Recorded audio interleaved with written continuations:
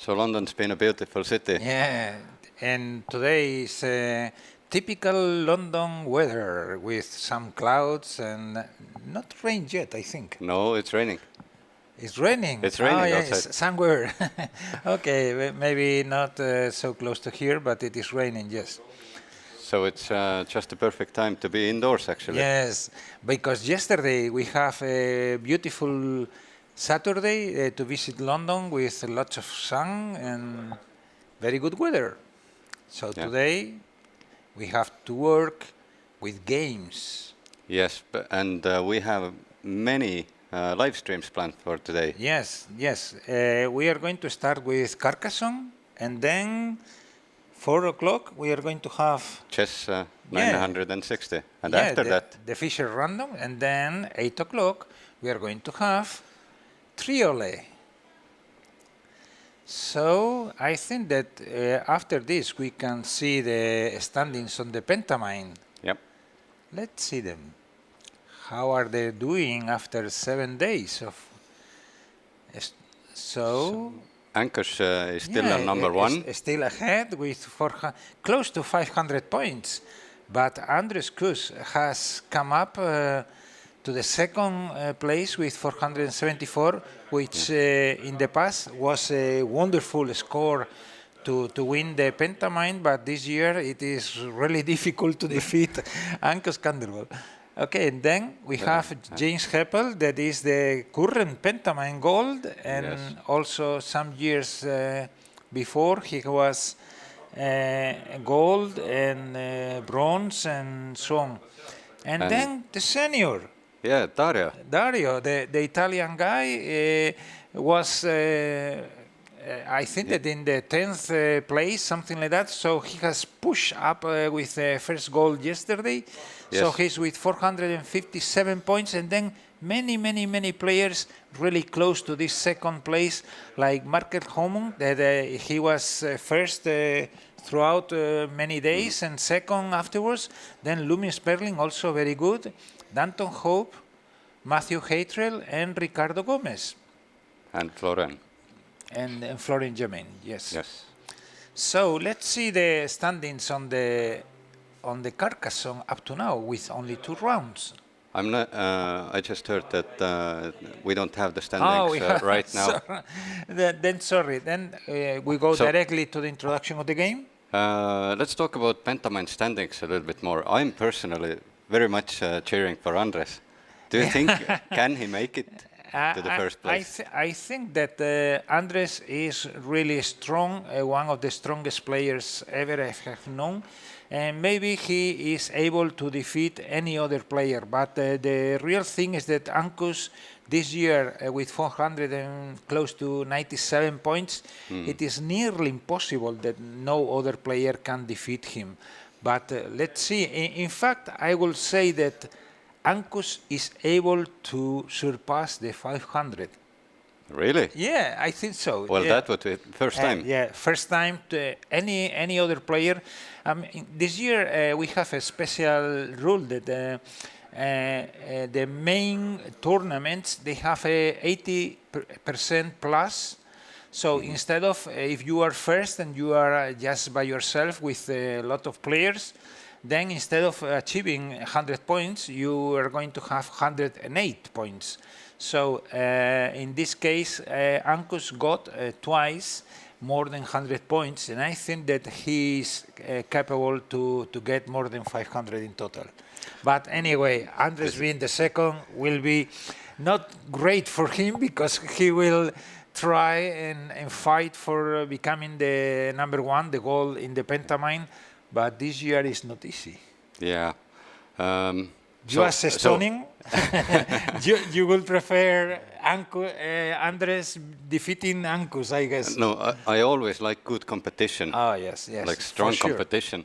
But seeing Ankus maybe make it more than 500, that would be spectacular. Yeah, but we still have 2 days to see if he will make it. Today 3 games and tomorrow 2 more games. We are going to show, first of all, Texas Hold'em heads up, and it will be around 12 o'clock, something like that, Yes. from 12 to 2, and then we will see Lost Cities. Lost Cities, yeah. Yes, from 2 to 4. And I think that it is going to be a passionate 2 days competition between Ankus, Andres, James, and some other players. Yes, of course. But now it's about time to actually see Yes. how Carcassonne is played. Okay, let's see it. Hi, welcome to the World Mind Sports Olympiad. My name is Steve Ray and I'm going to teach you how to play Carcassonne. Carcassonne is a Euro game. It won Game of the Year in 2002, and it's a tile laying game where you're kind of putting what are called meeples out on the board, trying to claim different regions, trying to finish those regions so you can score some points and get your meeple back. Let's have a look at how it plays. So in Carcassonne, you've got a score track here, you've got one of your meeples on the score track. Your meeple is basically a wooden people, so they call them meeples, and they're just going to go around there scoring the score. And you're going to have this starting piece. If you buy your own copy, this starting piece has got a different back to the rest of them. So this starting piece has some grassland, a road, and part of a city. Now, if you've ever been to the French city of Carcassonne, they look like these weird higgledy-piggledy castle walls all over the place. And what you do on your turn, you will have a tile. So each player in the game will have like a tile ready where they can look at it and think about where they're going to go. But on your turn, you reveal a tile and you add that tile to the board legally. So you could add a road to a road, or a road to a road. You could even do grassland to grassland. That's absolutely fine. What you can't do is something like that. That's not allowed.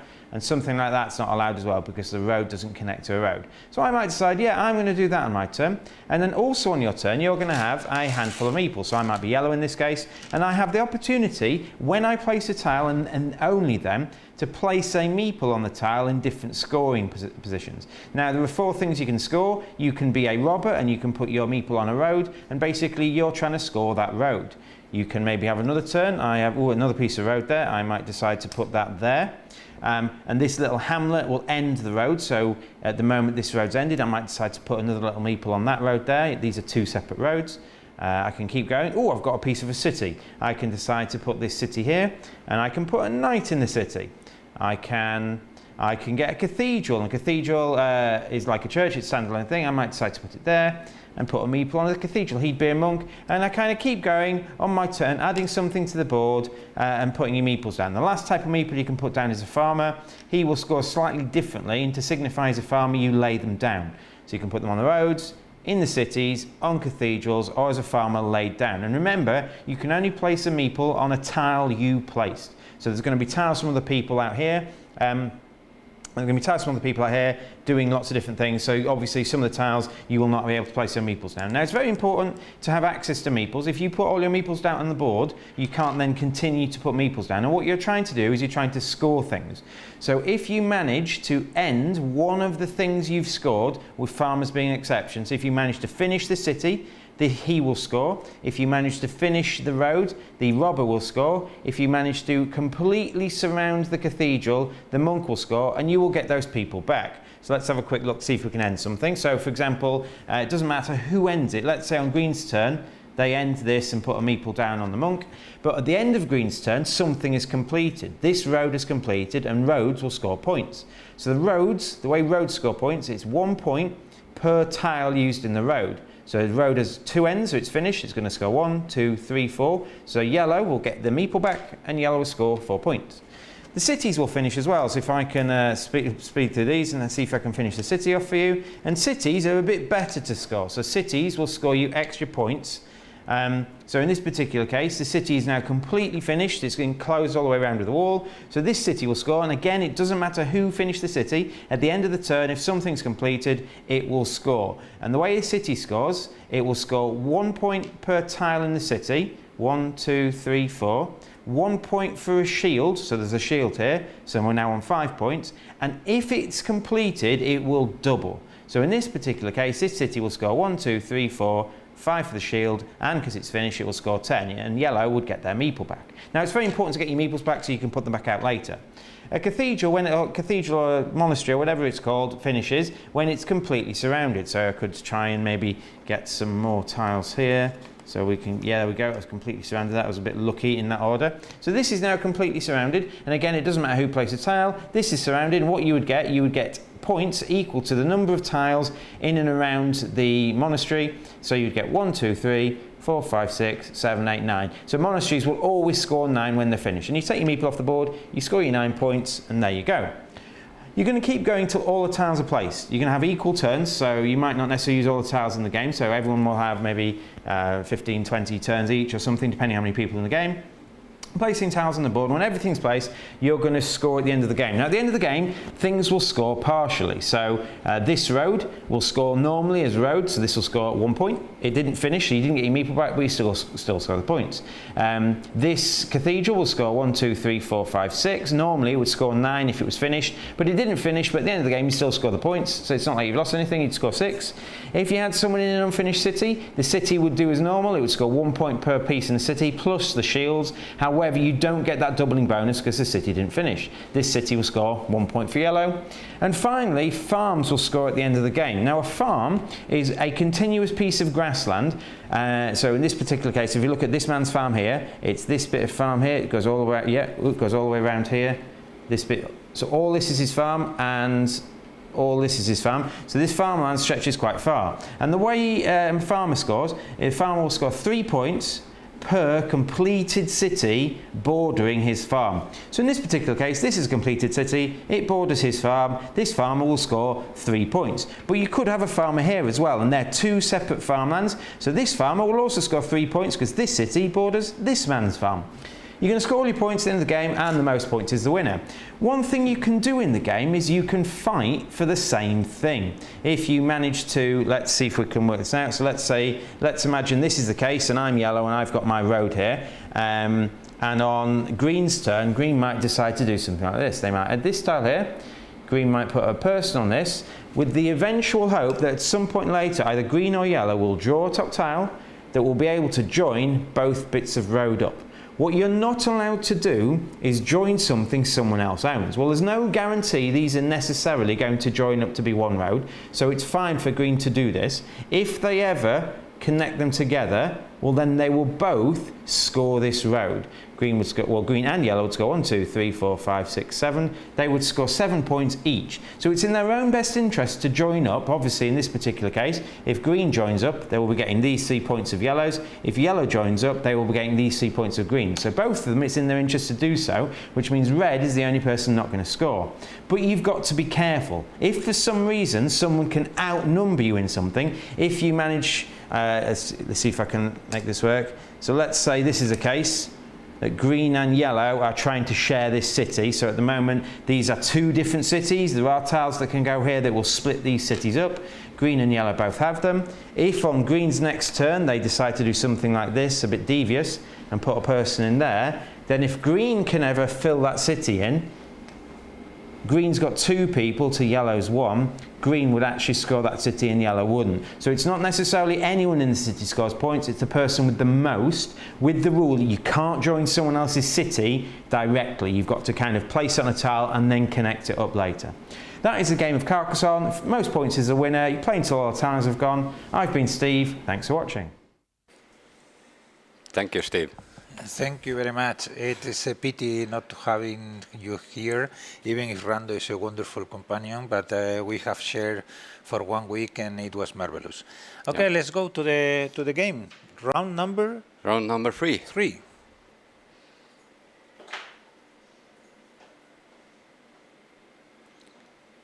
Okay, so seems like they're getting ready.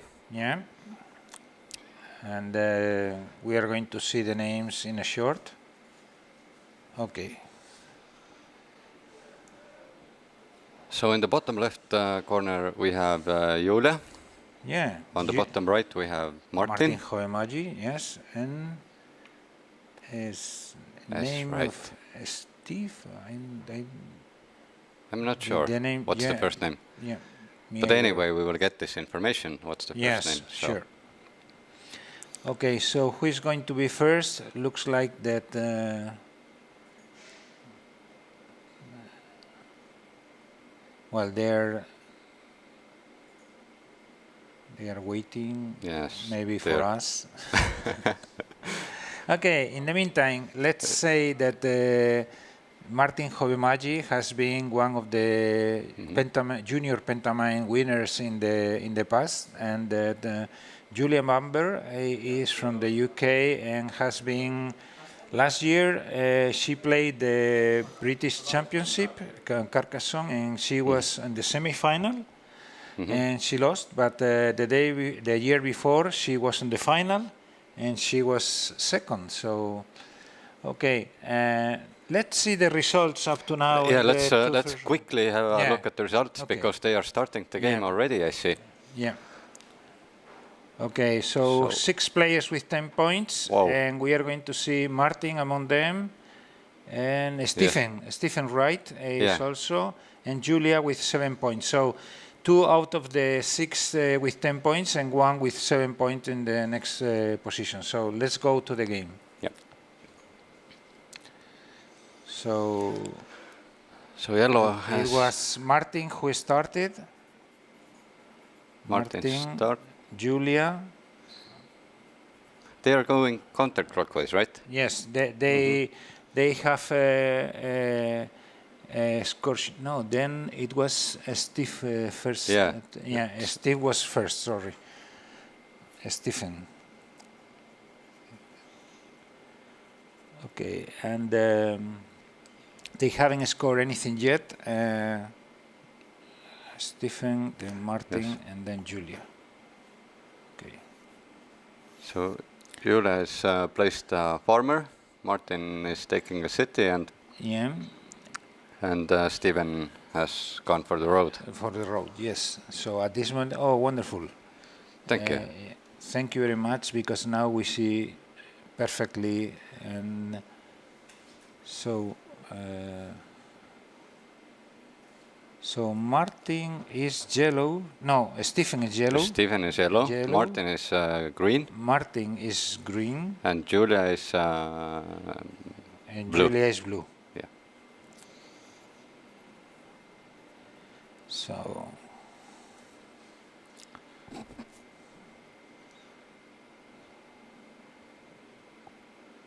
So the players have 1 card each time, and they can think in the meantime the other players are thinking how to play. Yeah, so they can prepare. Save time, prepare the strategy and so on.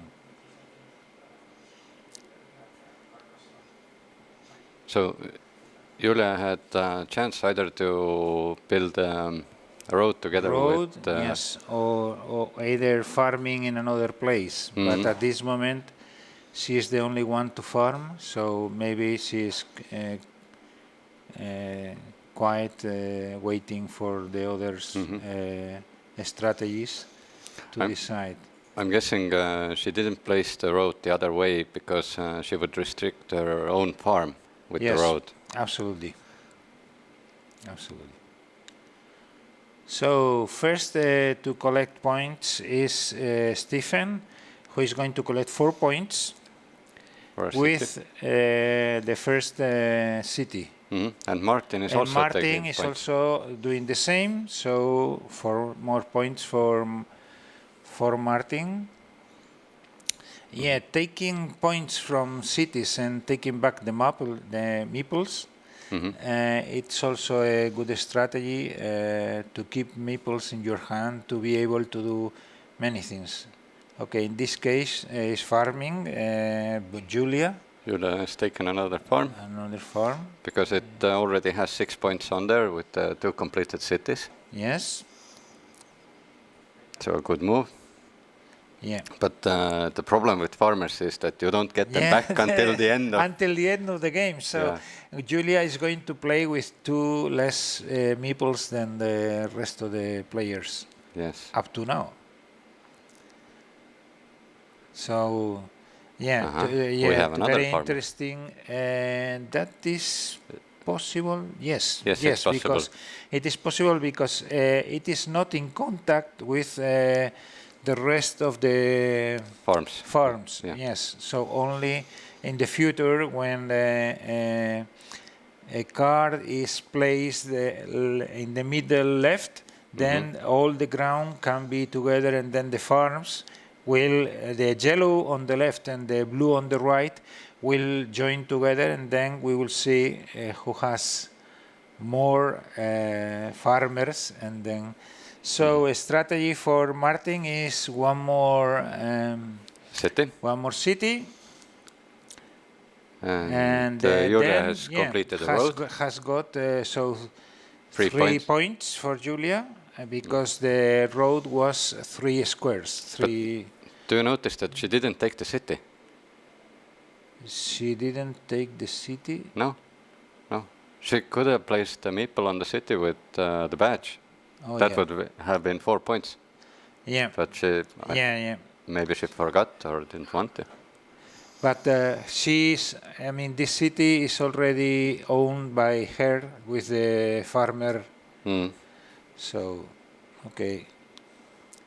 Now we see that she's trying to join in again.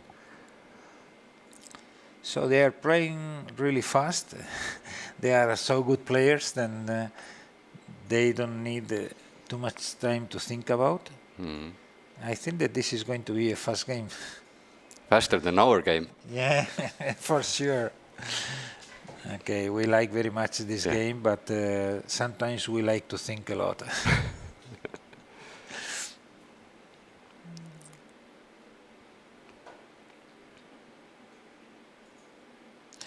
What do you think about Martin Hoimägi, the Estonian player?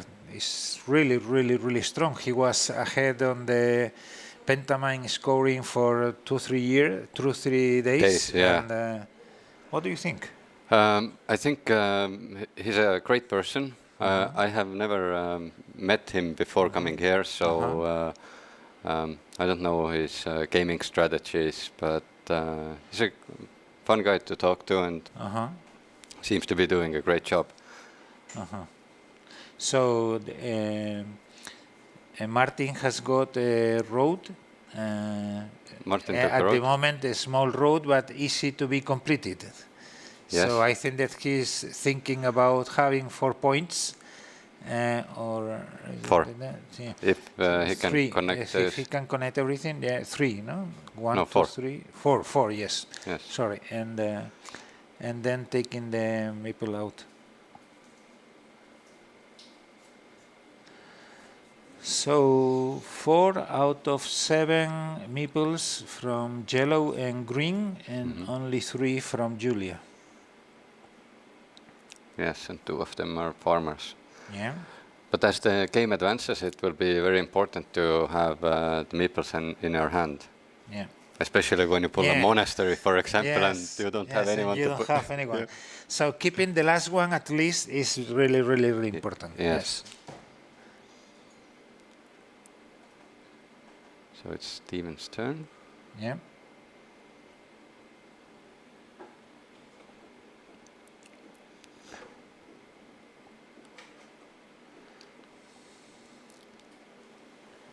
So one more 4 points for the city for Steven. So now 8 points.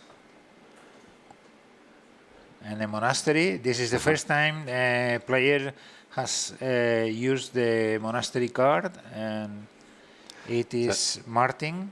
Yes, and he placed it in a good place because the problem with monasteries is that you only get the meeple back when it's completed. Yeah. But there looks like that it is going to be completed easily. Yes. With his own road, probably. Yeah, there is a big city potential on the right. Yeah. With 2 shields. What is the meaning of the shield? I mean, what is the plus that the shield has? The tile with the shield scores double the points. So if the city is completed within the game, this tile with the shield would collect 4 points. Good. But if instead of 2. Instead of 2, yes, which is the normal. But if a city is not completed, then at the end of the game, then the shield will get 2 points instead of 1. Okay. So it is sure that it adds at least 1 point value to the current value of the city. Yes. And maybe if it is completed, 2 more. 2 more, yes. Okay, good. And with cities and farmers, it's also important to remember that farmers only score for completed cities. Yeah. So So you have farmers close to the city. It is better for you to yeah. finish the yeah. the cities. Okay. So one more city. So he could put on a road, but he preferred to put a city that is easier to be completed. Stephen. Now the city is close to be finished. Just one more card on the right hand side. And Did you notice how Julia blocked yes, Stephen to connect, from yes, connecting? from connecting with the other city. Yes, in the bottom right, there was the possibility to connect the both cities. The biggest one with five cards now, and the other one with 2. But And, he avoided to do it. And just looking. if Stephen would have connected the cities, then Julia wouldn't have scored any points for there. Yeah, because 2-1 in the city. Yes. Yeah, clever play, very clever play for Stephen from Julia. Sorry. So Stephen has some kind of city tile in his hand. It seems like so. He's hiding it from us, though. Yeah.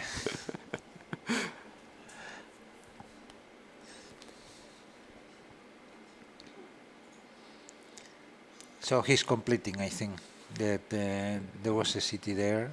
No, he's not enlarging. completing. Yeah. Okay, he's enlarging his own city.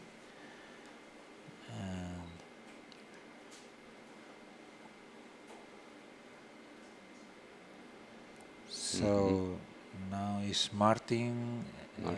Martin. Martin is joining in. Martin is clever because now he's it is maybe for sure.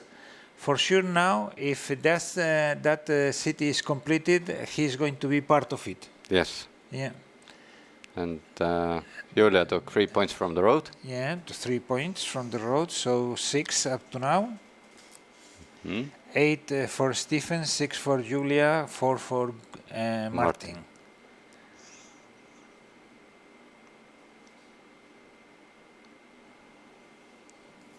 So now we have, on the biggest city, we have all the players. So everyone probably is trying to put another meeple in there because it doesn't make sense to build it together. Yeah, there is no reward on completing that city. So maybe on the top right, if you can add a card with a city there, and then you are able to put meeple there, then and connect all of them, then you will have 2-1 against the other players, and it will be so good. Is he completing the? Seems like. Can we get the camera down a little bit? No, not completing. He's farming. He's farming, yes. He's farming, yes. Oh. Okay, good. Thank you. Thank you. Yeah.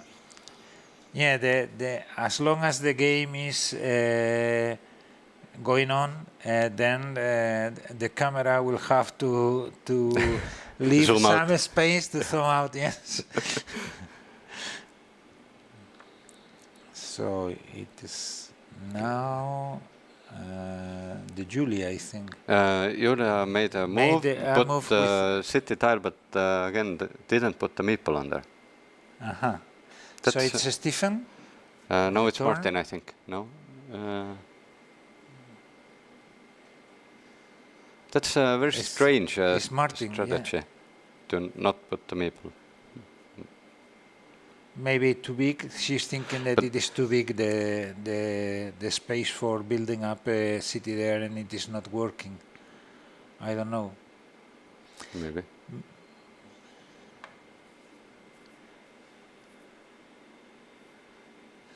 So, well. Now we have Stephen on this. So Stephen has got with the last. So no. It's strange. Stephen has no meeples. And so, how is he going to get anything? Does it seem to you like Julia put meeple on the road, not on the monastery? Yeah. That she just placed? No. It's on the road. There may be some discussion about that.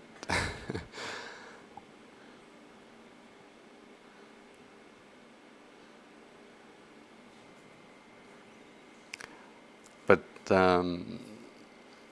this was an important move for Julia to connect the two farmlands that she has. Yes. She has with two meeples. Yeah. So the biggest space for farms and cities already completed will be the one under control of Julia. And at this moment she has 1, 2, 3, 4. As far as I see, only 4 completed farms with 2 meeples. Yeah.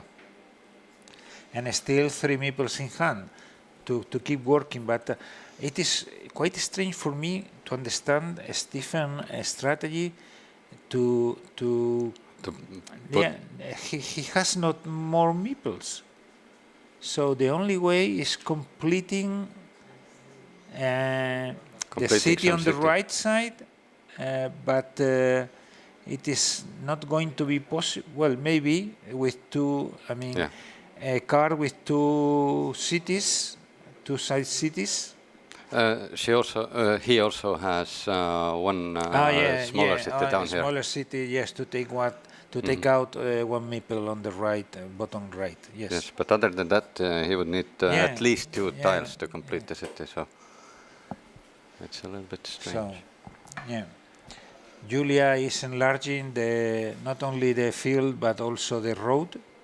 That she put a meeple in road instead of a monastery. That was a strange. That was strange. Yeah, play for us.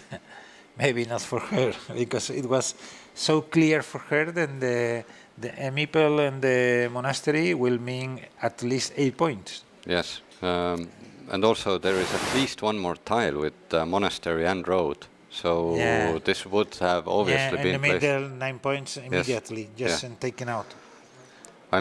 I think that Julia is probably trying to. Oh yeah, you were talking about that.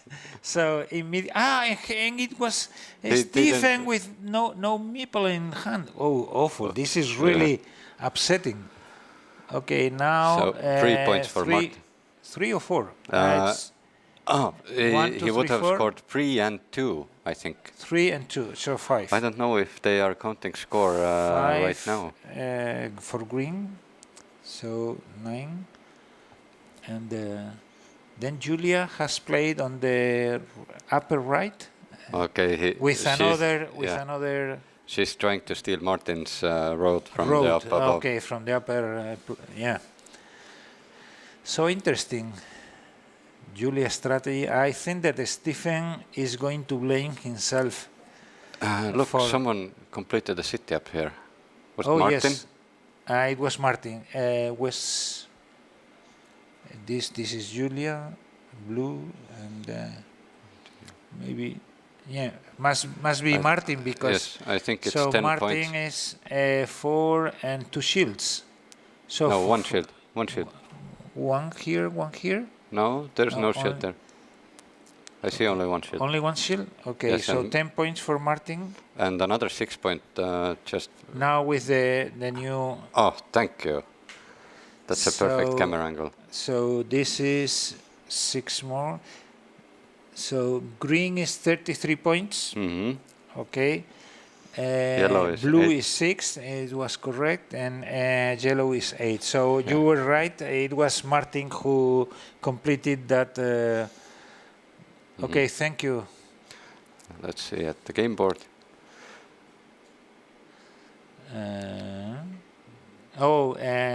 And Martin has taken one meeple.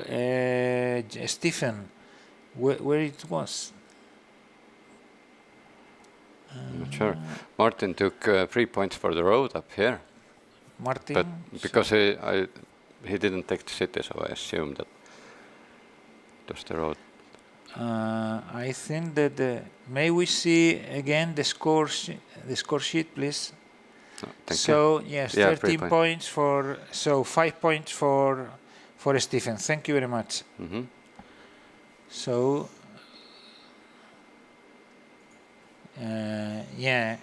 Martin is thinking to put the last meeple somewhere, but I'm not sure. No, it's Julia. Yeah. Julia settled the last meeple, the 7th. And where is she able to take back? Okay, just putting together the road, she will get two meeples. Yeah, and this So will be a big road. let's see possibly. if she's able to do it. Yeah, but she would need 2 Yeah, turning 2 tiles. pieces. Yeah, 2 turning pieces. Yes. So if Martin would have a intersection, crossroad, Yeah. he could block it. So it was Julia. So now it is Stephen. Turn.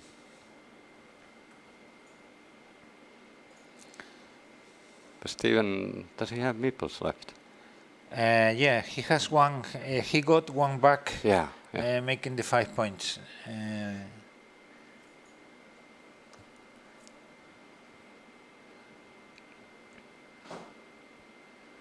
As the game progresses, it's more and more difficult to actually calculate all the farmers and cities and points of other players. Yeah. Because at some point, I assume that they would start not to gain points, but to take points away from others. Yes. Yeah.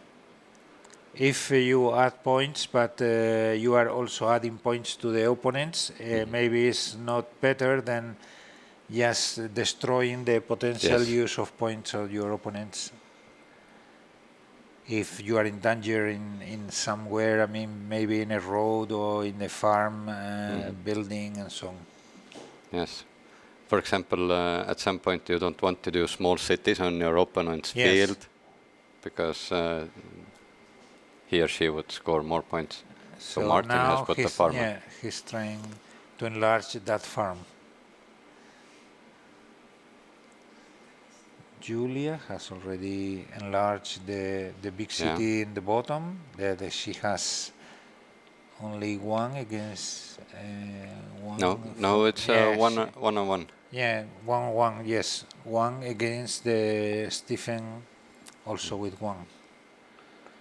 So that will be a really big city if it is completed. So now is Stephen turn. I wonder if we can see how many tiles they still have left. I'm not sure if we Maybe have a camera half, on that angle. About half. I think About that's half? something like maybe 20 or something like that. 20 few. But Martin is has not so many. 3, 7, about 11, and the 3, so 14 maybe. Road.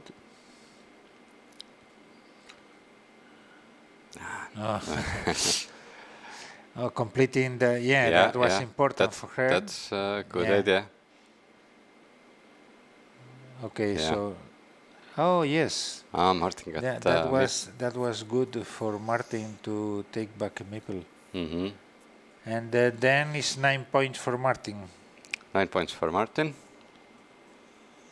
Because the monastery had completed the 9 cars around.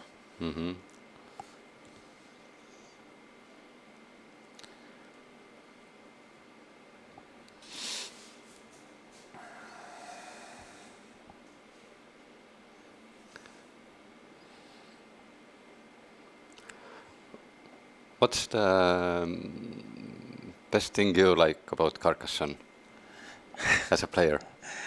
I think that this is a game to share with your friends, to enjoy, and I mean, it for sure is a strategy game, but We have here some other more abstract games that maybe they are more difficult, but it is for sure it's also a difficult game to combine all the strategies to build up short-term objectives with long-term objectives like farming or building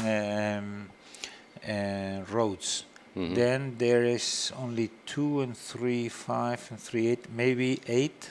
Seems like 8, I'd say. 8 and 3 that they have in hands. So maybe there are only 11 to be placed. So 4 turns. Because Carcassonne is more like, well, there is a lot down to luck in this game. No, there are more okay. tiles to be placed on both sides. Yes, I thought that it was about 20, but I was not 100% sure.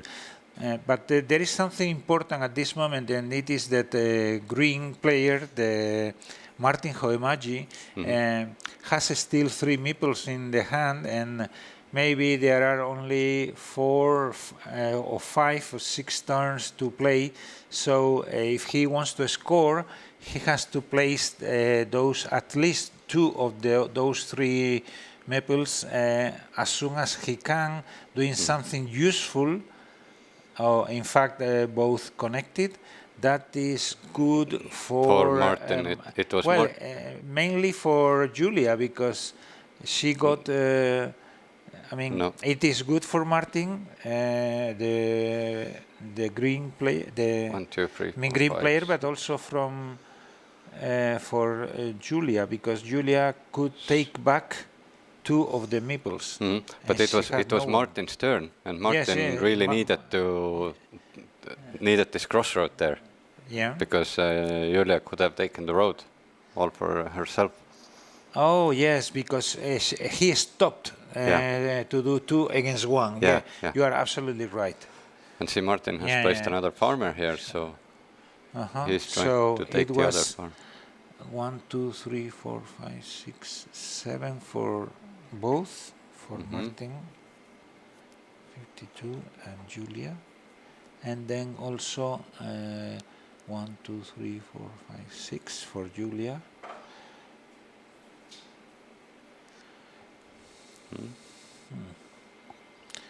So this is Stephen moment. Stephen has a tile that he could put in the upper right corner. Right. He's putting it there. Because this way he and he completed. Julia will be scoring. He completed 2 shields. So, okay.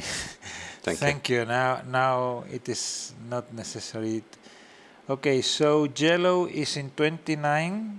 And blue is on. Blue is in 35. And Martin is already on the second lap. Martin is in the 52nd. Yes, we had that score.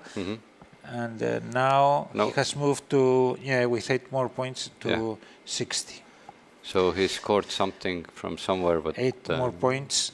We missed that. You know, it was the city on the right. Of course. Yeah, it was 3 cars and 1 shield, so 4 multiplied by 2, 8 points. And Martin has also put the farmer there. And he still has 3 meeples. Probably not trying to connect, he already has 3 points. Once he has 1 more tile. Yeah, but if he is able to put here another, on the right side, there is another big city, so 3 more points. Yeah.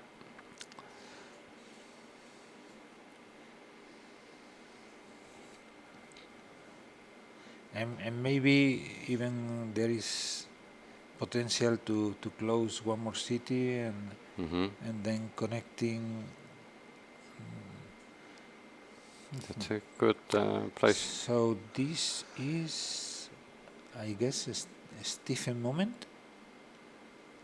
I guess so. Yeah. He's thinking. Okay. Then 3 and 3, 6. So he still has 1. Then Martin is completing 4 points. 4 points and another city for himself on his field. 64. And yeah, another city because he has a farm there. Yeah. So no, it's not a farm. It is a monastery. Yes. Yeah, this is Julia's monastery. Yeah. But Martin has a farmer on this. Okay, field. now Yeah. 4 points for here. Julia, I guess. Very good. Yeah, 39. Yes. Mm-hmm. Perfect. Thank you. And now again, Stephen.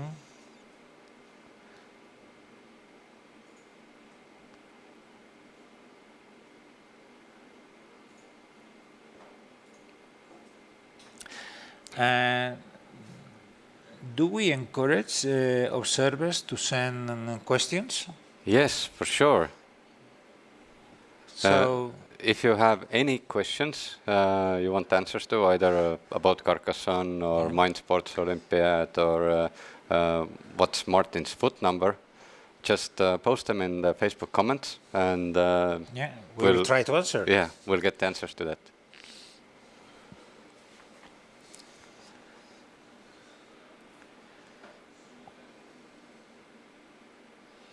So the game is definitely getting slower now. Yeah, because maybe there are only 8 to 10 cards to play, and then this is the moment to connect all the farms or to connect all the roads, or I mean to complete the cities that. I mean, this is very important with knowing that you have only 2 or 3 at the most.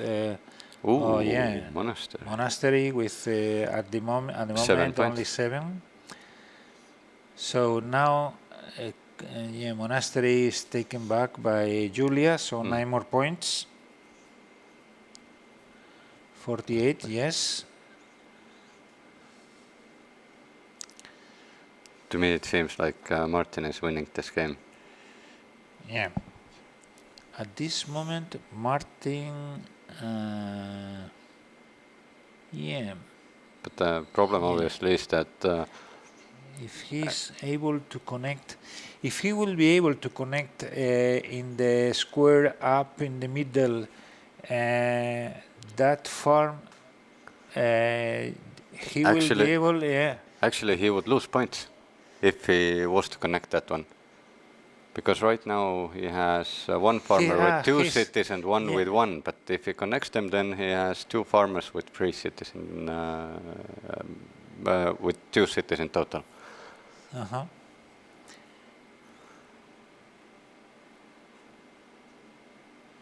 But he really could get 3 points. So it is better. The city up left has 2 farmers, 1 down and 1 up, so it will be 3 points. Yeah, 3 points for each extra. at the end of the game. Once he puts a road there, he would lose Then, 3 points. Yeah. Okay.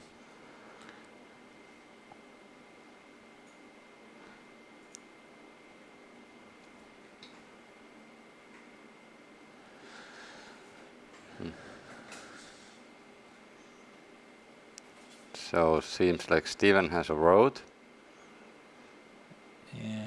He could actually use it on the tile that we were talking about. So he would connect Martin's 2 cities, 2 fields. 2 fields. He could score 1, 2, 3, 4 points already for the road. Yeah. And lose 3 points for Martin. So that would be my move. Okay. All right. You Great minds think alike. Yeah, really. Yeah. And now even he can connect the roads and the upper side. He has to take out from Martin the leading on that road, sharing with him. So it seems like Martin has 1 meeple left. Julia should have 1. Yeah. Maybe we see how many. Julia has 3. Maybe there is only 2 rounds left. Julia is using the last 3.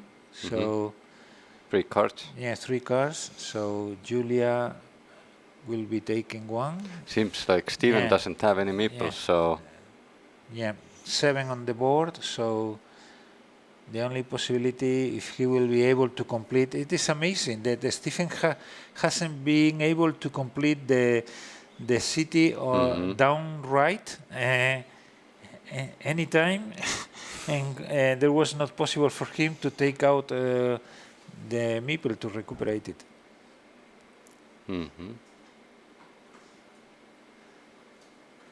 Yeah, he used the strategy to use the meeples at the most, and he didn't care about staying without meeples several times. yes, That's strange. that's strange. But so where is he? No. I wonder why he wanted to put that there.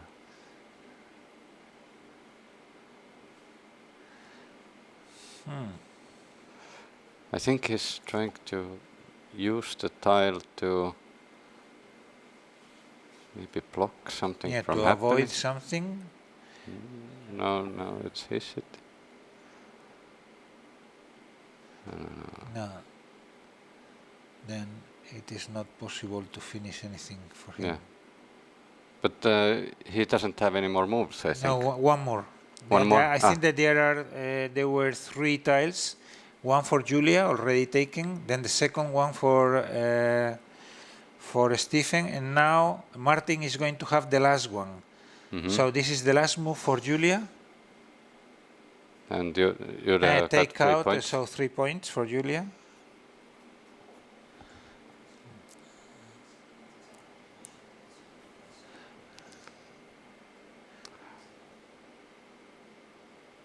Oh, and we have a comment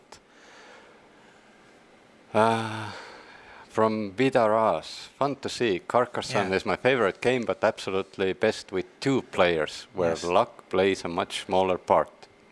And it should be organized as 2-player game in the MSO.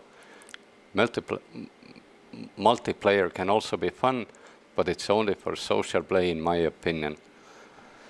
So how do you feel about that? It is tough to comment, but let's see the scores and comment maybe a little bit later. So thank you, Vidar. Yeah, I think that is a very good question.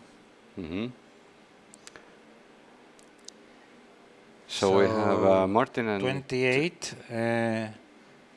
Not 28, 78. 78 for Martin. 40 for Stephen. And we have someone in front of they're the camera. They're counting. Yeah. No, they're counting. Yeah, it is not necessary to talk any longer about the scores because game is finished. Yeah. So they're counting.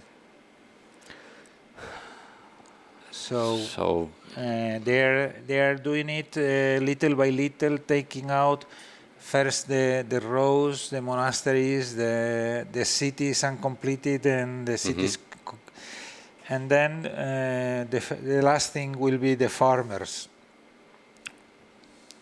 Let's see. Because the farmers are the most difficult to count. Okay. Martin is So going at this moment, Martin is 50 plus 40, 90. Can we Julia, perhaps see a bigger picture as they are taking out the tiles also? Meeples. Yeah, so 2 meeples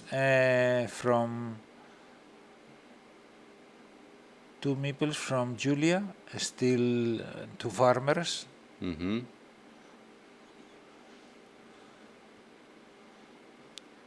Yeah.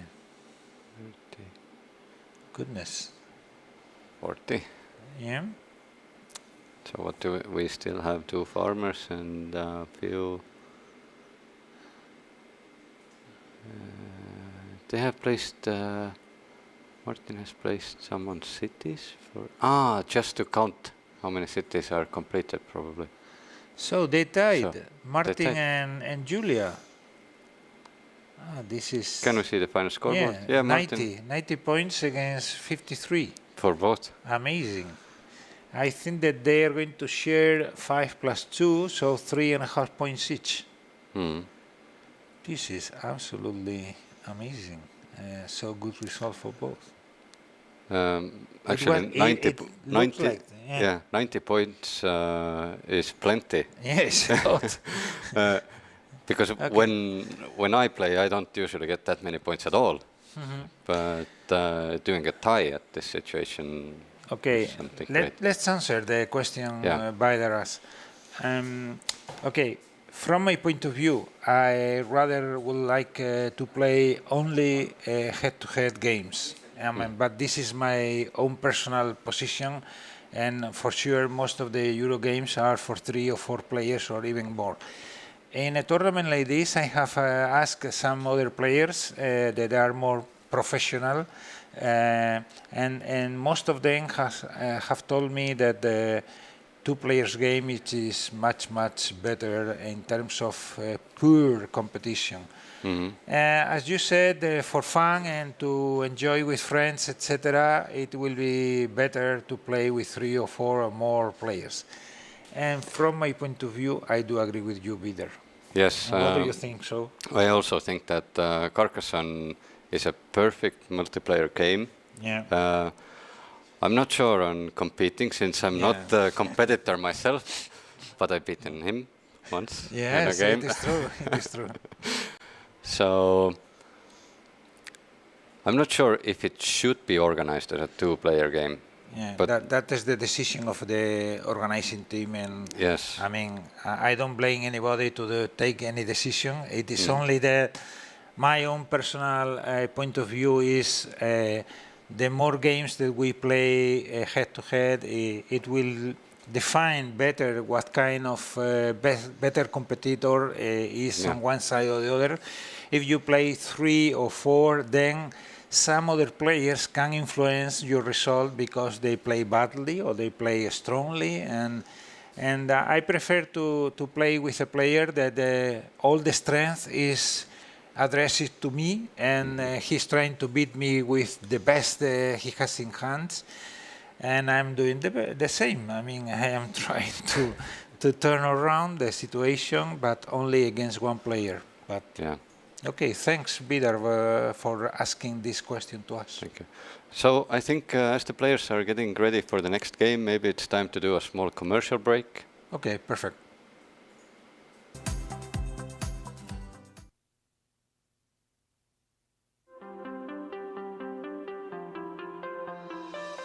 Hello and welcome to another weekly video from Bondora. A great question being asked by our investors from across the world is that why are we based in Tallinn? Tallinn is referred to as Europe's Silicon Valley and is a hub for innovative companies like Skype, TransferWise, Pipedrive, and of course Bondora, something not so commonly seen in a medieval capital city. Estonia hosts the NATO Cyber Defense Center and is also building a data embassy in Luxembourg, which will have the same right as regular embassy, but it is able to remotely reboot the country's IT systems in case of a cyber attack.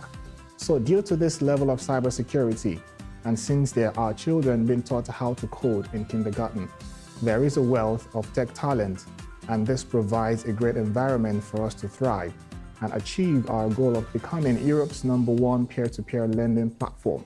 We hope this information helps you understand why we are based in Tallinn, Estonia, and be sure to leave a comment below as to what you want to see in the next week's video and how we can consistently improve your investing experience on Bondora platform. Thanks for watching, and until next week, keep investing, and bye for now.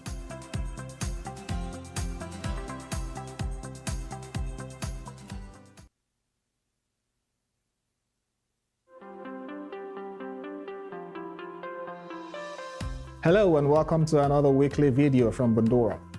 A great question being asked by our investors from across the world is that why are we based in Tallinn?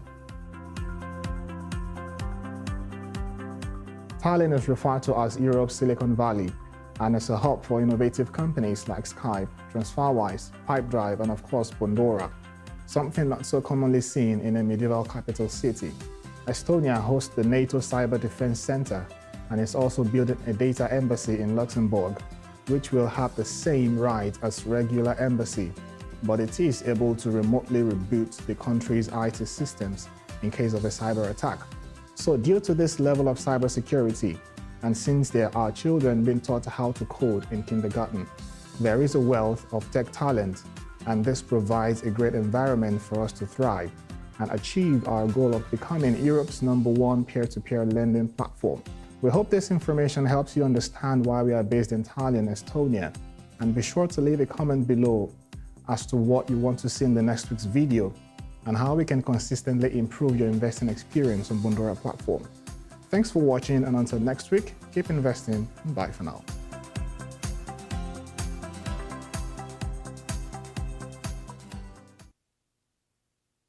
Hi viewers, let's talk about Bondora's easiest way to invest, the Go and Grow.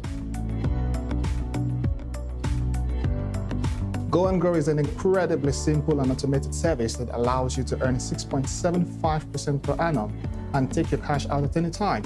Here are some benefits. It has a yield of 6.75, helping you to plan for the future. You can access your cash without any excessive withdrawal penalties. You also get a diversified portfolio of investments supported by advanced and reliable technology. And you only pay tax when you make a withdrawal over your capital amount invested. That's not all, there's more. You can share access with the people you trust to invest together for a shared goal like an upcoming world trip or a wedding. And if you are already a Bondora investor, you can transfer your existing Bondora investment portfolio to Go and Grow with just a few clicks. Check for more info in the description box below and visit us on Facebook at Bondora Capital. Start today and make your dreams a reality with Go and Grow.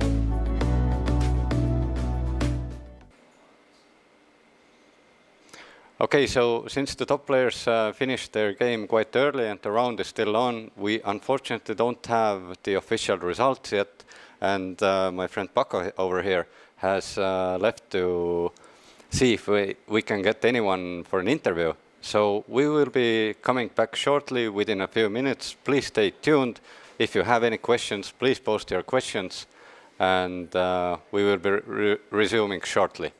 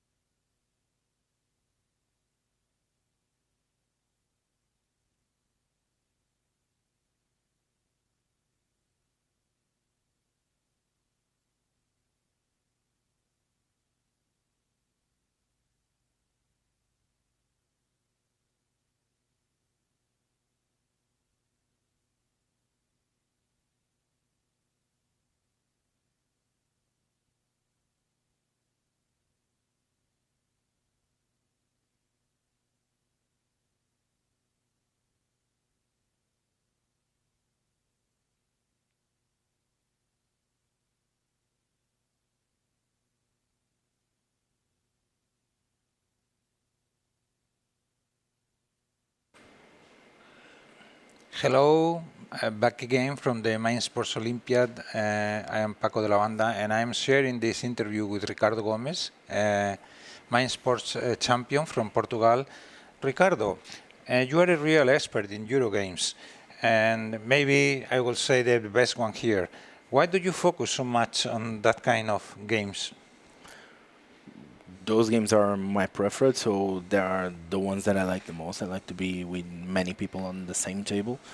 And once I've discovered them, I focus myself mostly of the time on those games because I like to discover new ways to win, new paths to win. And every year, those are the games that suddenly appears the most on the market. So I have different games to try every year. And among all of them, what is the one that you prefer most? The one that I like the most is Stone Age. That's my preferred board game at all, not only from the Euro games. That's the game that I studied the most. So I won here the gold medal in the Olympiad, and then I also won the World Championship. So Stone Age is definitely my preferred. How much effort and time have you dedicated to become a real expert in this kind of games like Stone Age? As much as I can. So most of the times I run out of work and I go home, and even if I'm alone, I start study them. Usually when it is a new Euro game that has a deck of cards or something like that, I used to pick it to close to the beds to study it during the night before fall asleep. And I used to practice too much also on the cell phone or the Android versions, which means that I can practice during transportation, when I'm on the bathroom, whatever. So I play as much as I can and as many different players that I can. Okay. For me, you are the courage player, full of determination. Do you agree? Well, at least I do not disagree. Yes, I'm still having. I believe in myself. I believe that I can achieve even higher results. Not only here, but on different other spots. So I struggle to beat myself, my own record every time. So I'm not playing only against the other players. I'm still also playing against me. Okay. What other values do you think that are important apart from courage and determination to become number one worldwide? Well, the courage and the determination are extremely important. Believing in you, it's another thing. Having the support of your relatives and your closest family and your friends could also be truly important. Taking time to practice and to feed your passion for the board game. So 9 years ago, I bought my home. I was living in a different place. It was the first one after I got married. And then when I bought the new home, I bought it so close to the work that I could go walking. It's just 2 minutes apart from my home. And it means that I could practice the most, not only when I'm at home, but leaving work and getting fast home is another important thing. Okay, I know that you are personally involved in developing strategy games in your home country, Portugal, and also helping young players like Samuel Pires to experience and have success in this kind of event. Why do you do that? Well, firstly, because when I start to develop myself in the board games, it was difficult to find real interesting opponents. At that moment, I realized that I need to feed myself with strong opponents to can compete in different championships facing really strong players. Samuel was and is a nice kid with extremely highly ability to learn and to develop himself some precious skills. And I try to teach him as much as I can. And there's also a companion to me to be here so we can be together. And it is the right time for you to make that answer because I'm extremely proud because after years of work, Yeah. Samuel is going Hard to work. play his first senior final Oh, good. because he is 3 wins out of 3 wins in Carcassonne. Wonderful. So Amazing. it's nice to see the kid taking the Yes. spot that I've been before. I won the gold here Yes. and in others. So it's I'm proud. Maybe I will play at the same time, so I cannot watch the game live. I'll be doing it later. But it's the highest moment on his extremely young. He's just in 16 career. Wonderful. Finally, what benefits do you think that the strategy games have for kids to be learned when they are really young? Well, it teach so many things, so many different fields that it's difficult to count. But the first thing that it's extremely important, and you can see it when a kid plays board games, Yeah. especially if those are Euro games, multiplayer games, Yeah. is that they learn when it is her time and when it isn't. So they learn how to wait for the time to speak, the time to move, the time to do something. So they can understand what is the society in that it's not always her chance. Okay. So finally, Ricardo, do you want to say something in Portuguese to your audience in Portugal and Brazil and South America? Sim, é possível. Obrigado. Eu quando venho fazer estas coisas não é só para mim, é por todos nós, por todos que falamos português, os portugueses acima de tudo.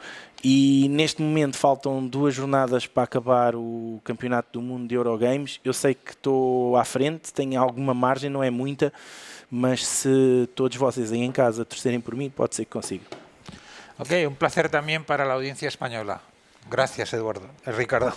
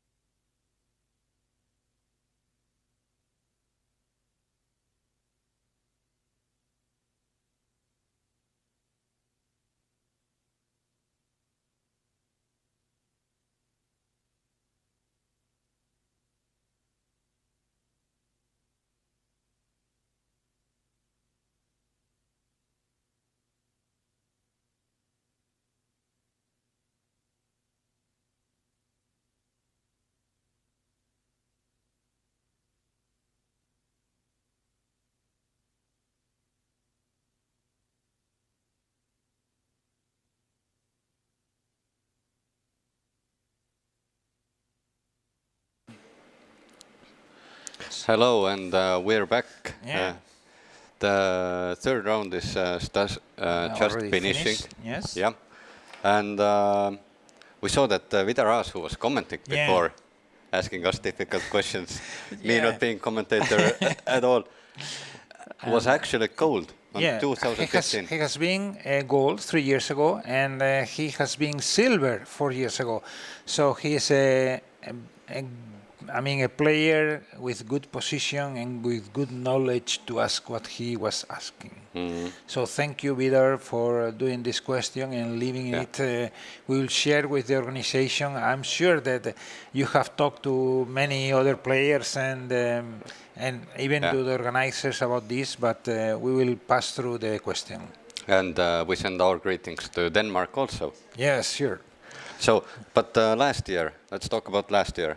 Who won the gold? Last year, Mike Dixon was gold, Andres Kusk was second. second, and Kelda Smith was third. So really strong field there, mostly. And the year before, Ricardo Gomez, the player that was interviewed just a few minutes ago from Portugal, he was gold. Danton Hope was second, and Stephen Wright, that we have seen him in the last game, was bronze. But I hear that we have results after round 3. Let's have a look at them before going to round 4. To the last one. Okay. So 2 players with full 3 wins. So 5 points each win, 15 points. Charlotte Levy and Samuel Pires. Yes, and Martin Hõbemägi. Yeah, they share with. So they're going to be in the same table, because now what it is for sure is that the gold medal is going to come from this table. So as the tie-breaking system is that the victory points, you get 5 points for winning, 2 points for being second, no point for being the last one, the third one. So at this moment, any player on the top table, even Martin Hõbemägi, if he wins, he will have 18.5 points. And any other player being second, either Charlotte or Samuel, will have 17. So the winner of this will be for sure the winner, the champion, and the gold.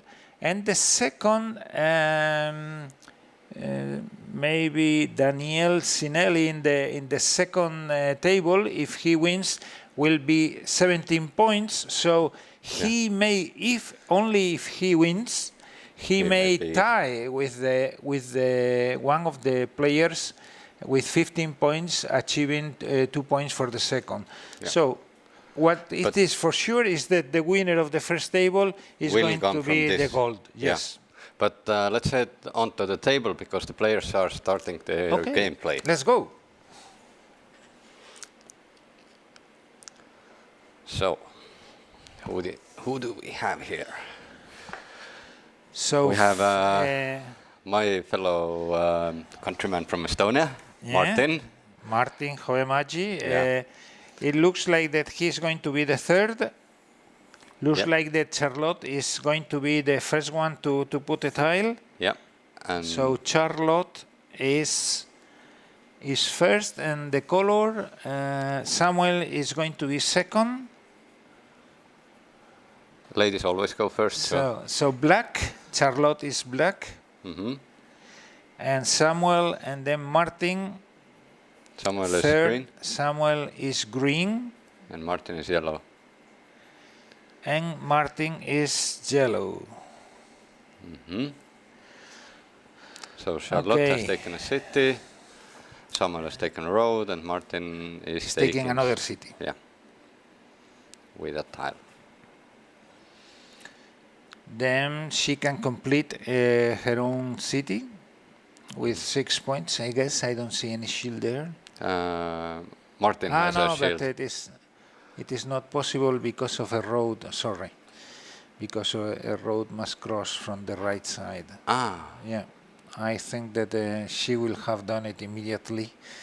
and as she hasn't done it, that means that she hasn't enrolled on the That's, right part of the. She's in very difficult position Yeah. because Yeah. this was about the Well, only place to put her. Yeah, that's a good way to try to join to the other city on the left, and then competing with Martin for that city. Yeah. At the moment, no score. Yes, in the beginning it is No score and no farmers. no farmers. Yes, Yeah. only a road and 3 cities. So 2 points for Martin, I guess. Yes, for Martin. 2 points. Going to lead early on. Okay, already So first farmer first farmer. from Charlotte and 3 meeples. Meeples. Yeah. Very strange name. I wonder where it comes from. Yeah, someone say something like people and meeple, and they were close ideas, but I don't really know. Yeah, but the official name is Yeah, Meeples. meeples, yes. This is what we Yeah. will call them. Yeah, absolutely. So Samuel has Yeah, road only. and the city. Yes, Samuel. on the right, Yes, yeah. Samuel has increased the size of the city, and Martin is the one that has only a road in the card I have seen. Yeah. Yeah. So Not, let's see if he's going to increase the road.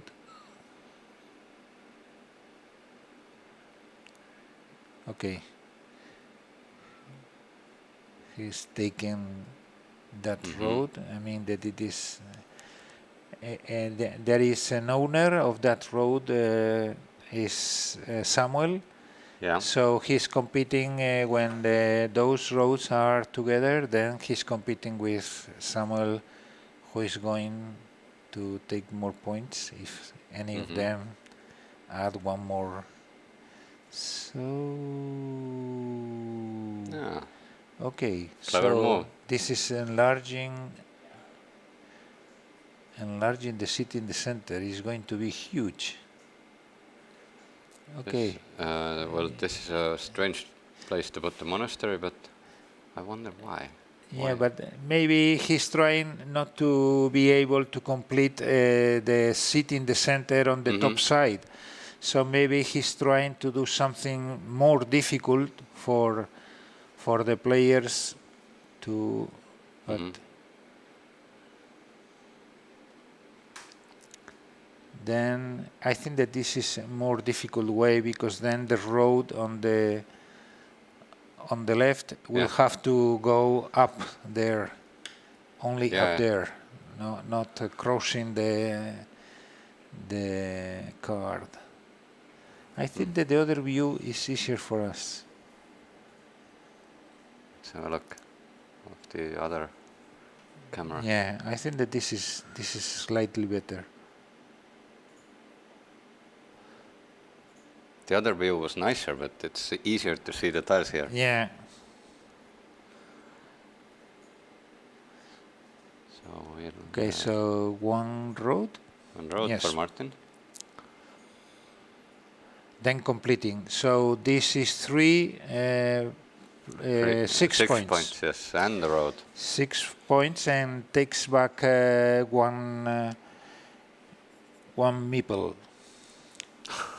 Oh, perfect play. So maybe no. It is only possible. I think that there are no monasteries with city on the side. So this is a very, very, very good play. Fortunately, we have king here. I was just wondering. You want is to there check a tile? if there is a tile with a road ending and also a city. I don't think so. No, there is no such tile. There is no such tile. So that is a very, very, very good play. Yeah, as he has. And actually, a thing I didn't notice before was that the player who put the monastery there, was it Charlotte or Samuel? They didn't place a meeple on it. Yeah. So they were not planning on gaining points from there. Yeah.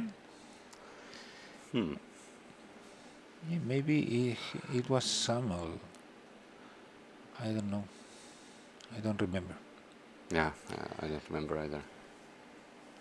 So it is Samuel turn And another monastery.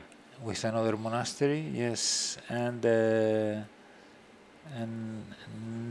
nearly no way to. I mean, it has to land it on the side, Yeah. absolutely on the side. Yeah. I mean, only 2 places on the bottom left yeah, and, here and also, some but- places on the bottom right. I think that it will be good if we increase the view on the bottom and Yeah, let's right let's zoom side it of out a the little bit. camera.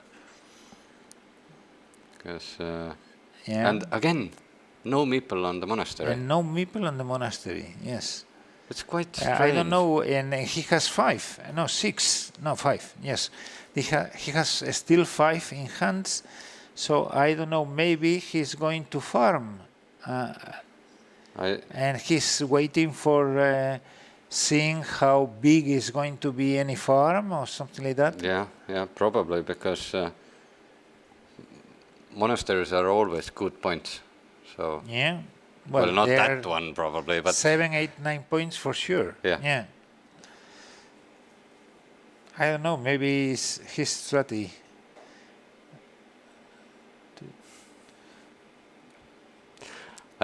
Maybe it seems to me they are not trying to get points.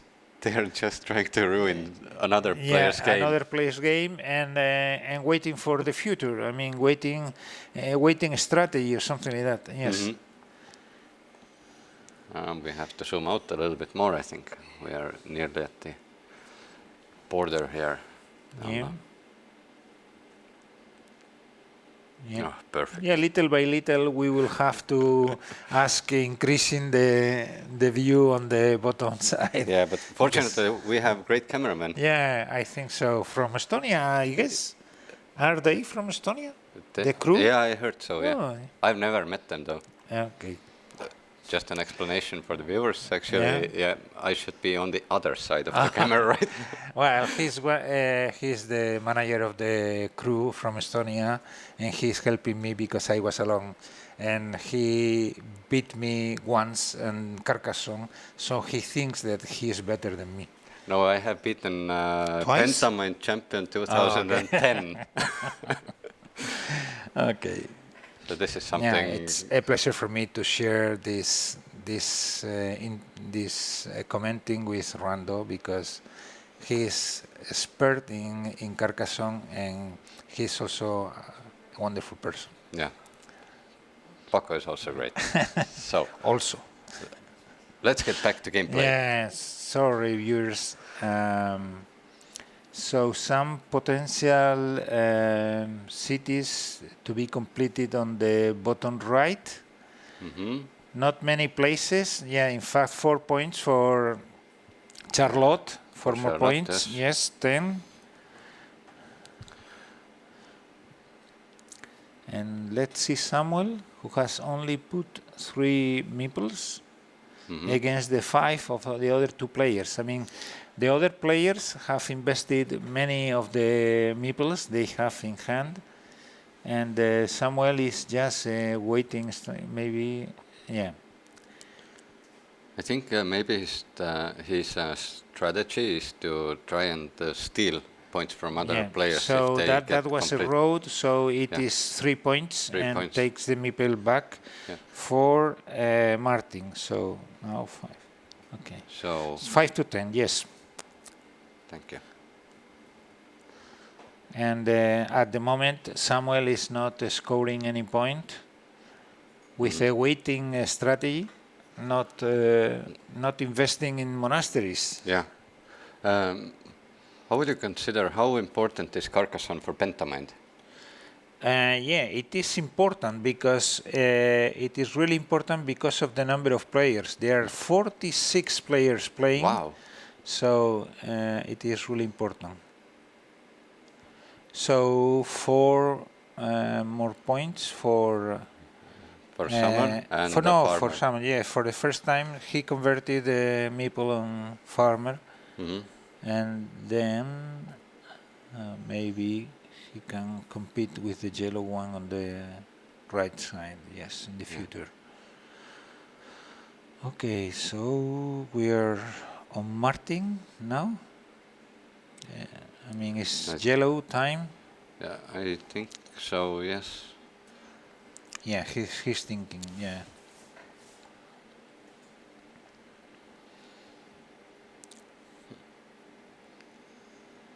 Oh. the table, maybe they are going to have to move everything to the left side. Okay, he got nearly the last one. I mean, he still has one meeple in his hands to the city. Yeah, they're started doing that. Yes. So. In Carcassonne, especially when you have the extensions, yes, the map is always different. So always, yes. When we've been playing with friends, it's okay. Basically you would have to buy, I don't know, a huge table to play huge table, yes. Because you never know if the game is going to be upside down or left side right. And they're putting more. Yeah, 4 more points for Charlotte. So 14.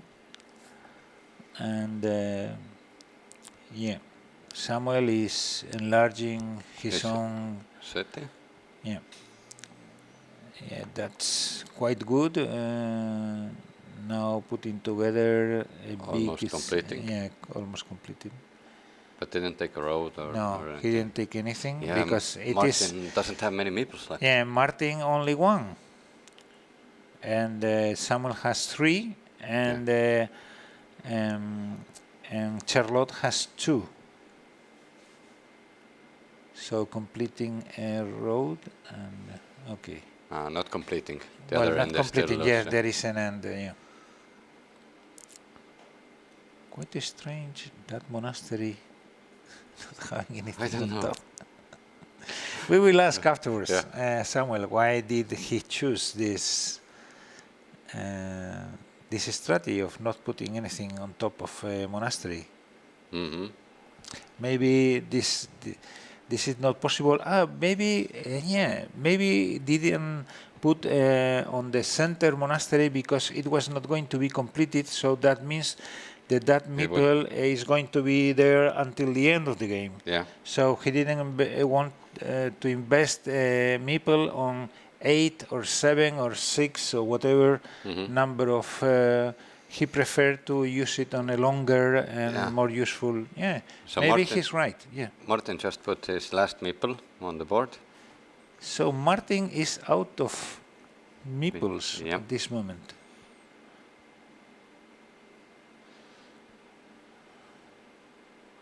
So now a good strategy for other players would be to avoid finishing anything.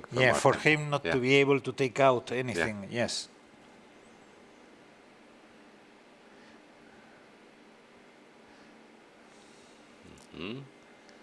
Yeah, so as Martin is yellow, he will be very happy to complete any of both cities. Then he's owning, well, he has 3, but 1 is impossible to be completed. Any of those cities on the right and the center right, then he will be able to take back 1 meeple. And with this uncompletable city, it's in the center. It's in no one's best interest to connect them. Yeah, absolutely. No. Because even the black player, Charlotte, would be losing points if she connected. No, but she's doing it. Why? I don't know why. Well, maybe. Okay. I don't know.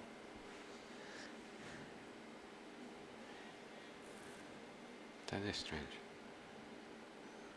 So Martin is okay. still He can get back one of the meeples with the 2 cities card he has already got. Martin, the yellow one. on the right side and the center right side. He can, but instead of being a four cars city, it will be only a 2 car city. Yeah. So 4 points, but he will be able to take at least to take one back. But he also completes the city of Charlotte, so Charlotte will have 6 points. I think that Martin will have to balance if it is best for him to get one meeple back, or to, favoring a competitor, or doing something else and keeping without meeples. I think being without meeples. No, it's not good at all. Yeah, I think that he's going to do it if Charlotte will be benefited.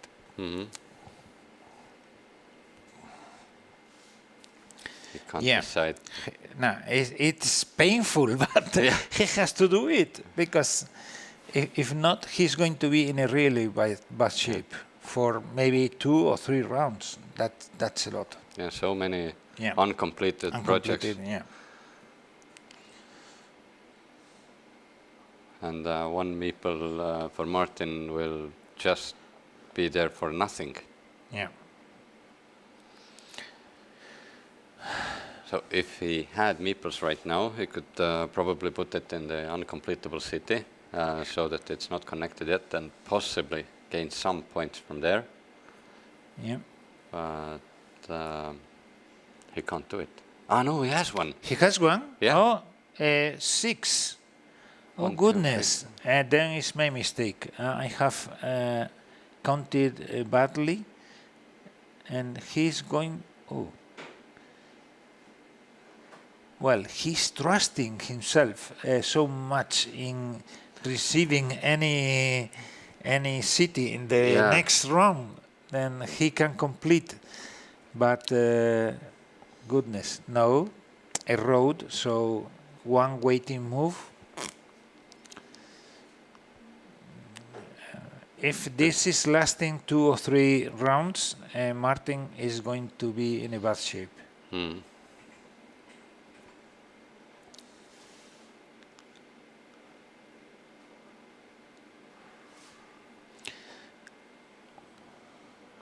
Yeah, so 4 and 9. 4, 9, and 14. 14. 4, 9, and 14.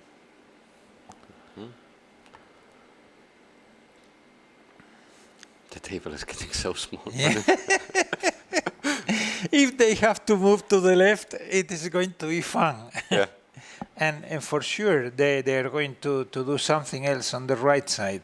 So They have to. yeah, they are going to have to move. Maybe to the rotate. left. Yeah, or rotate. Yes. That would be difficult, Yeah. of course. Well, rotating, it will be more difficult, but I think that it will be the clever thing at this moment. As soon as one player decides to put on the right side, and then they will have to rotate, because if not, it is going to be... Charlotte has a monastery. Yeah. Well, What's a good place for monastery? maybe he's thinking just in the middle. Yeah, I would go for up there where we have Charlotte's Road. Yeah, that one. Yeah. And then completing also, yes. That is a good strategy. She took one, so it was 3 points from the... Yeah. For Charlotte. Yeah, so She's on 17, yes.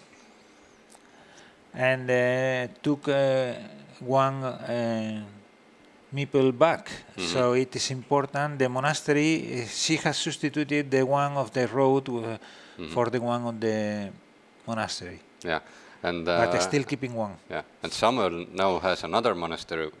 Do you think he will put the meeple on it? He hasn't for twice. After twice in a row not putting anything, monastery with no connection, road connection. So maybe only possible. Well, No well, good there is po- something interesting on the left, Yeah, and left hand. there is no farm. There is no farm there, and it is going to be really big on the right, left.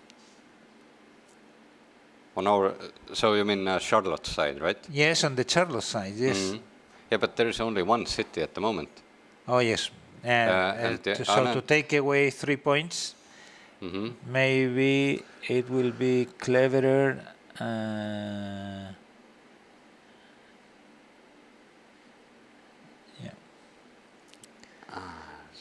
Martin has So made complete he has put the awful monastery. piece. Yeah, the strange monastery, meeple on the monastery.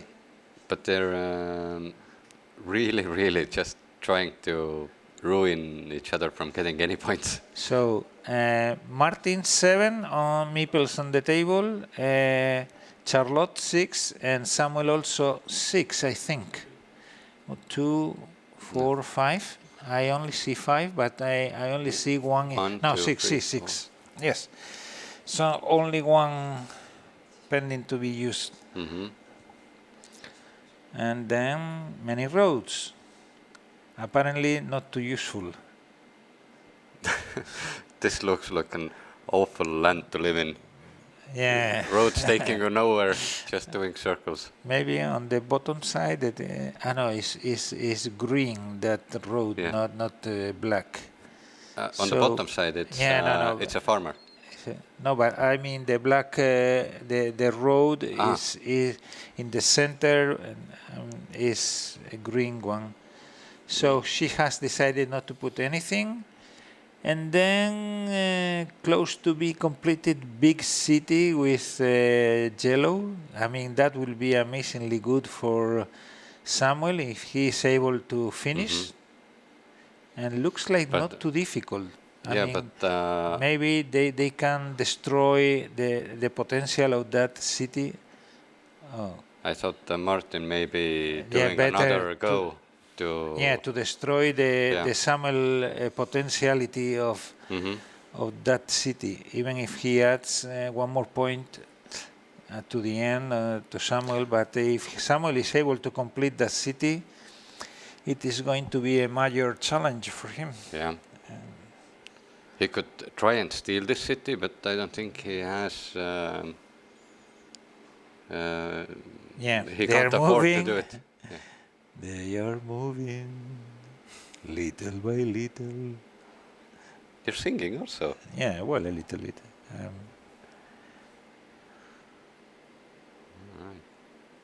Right. This must be the strangest Carcassonne board I've ever seen. You have uncompleted cities with roads going nowhere. In fact, Carcassonne is surrounding city. I mean, and here we see a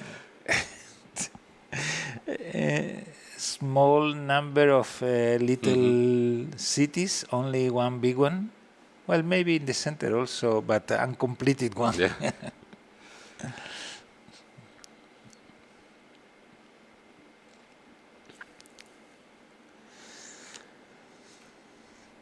This is going to be a low score game. Yes. We have seen the former game, 90 points. 90 points, yes. Both players. That's amazing. I don't think that they are going to reach 90 points here at all. I mean, I understand that the final table, you are fighting with the other competitors that can take away from you the gold medal or the silver medal, and that you are more aware, more observing the others' strategies, trying to destroy them, but the score is going to be really low. Really low, yeah. In the last game, I don't know if we had two players with 90 points and one with 52 or 53, something like that. So it was, that would be 232 points in total. That's it was. They were building and building and building and taking points, and also the farming in the end. It was also huge. Now we have Charlotte on 27. 27. We have Yes, completing a Martin city on 19 on Martin on 19 and Samuel on 8 points. and but- Samuel on 8 points. Yes. But if you're just tuning in to view this, we would be super honored to answer any questions you might Yes. have. So feel free to post them in the comments, either on Facebook or YouTube. We have a lovely assistant just waiting to send them to us. Yeah. So feel free to ask anything. Yeah. Even if you make us uncomfortable to answer something really difficult, We will try to do it. we will try. Yeah. So back to the gameplay. Yeah.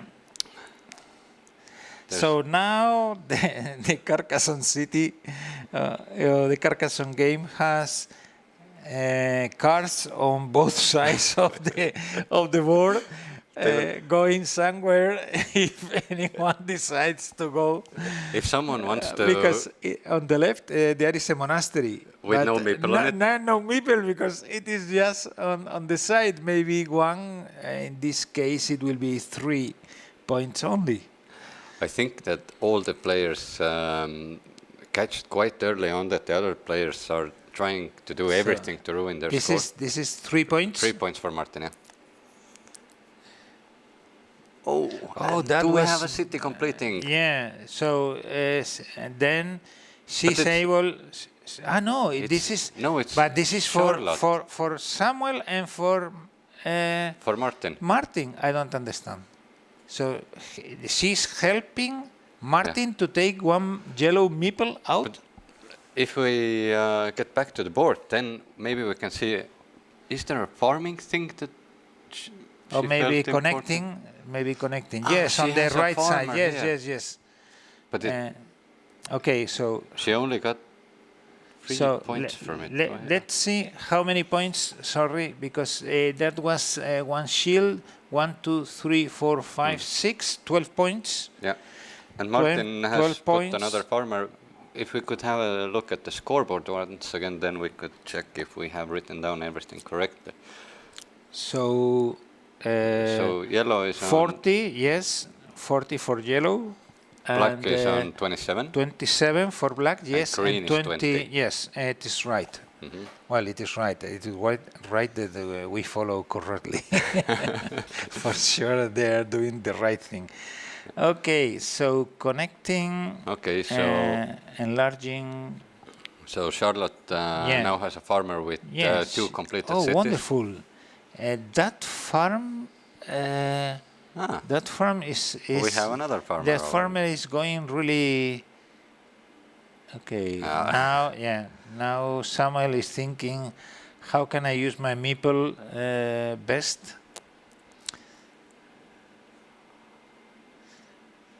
So at this moment he is thinking to connect, yes, to defend yellow. No, I think he just wants to have a farmer. to have for a farmer one against one, and I mean connecting all the left side. And Martin has put 2 city tile on his farmland, but it will be quite difficult to complete it, I suppose. Right at the bottom. Yeah. I see. That's a completely different strategy from last game. Yes, absolutely. In the last game, we were seeing players just fighting to score and to score and to score, and And now I wouldn't say they're not taking care of the others, but being more willing to create by themselves than destroying.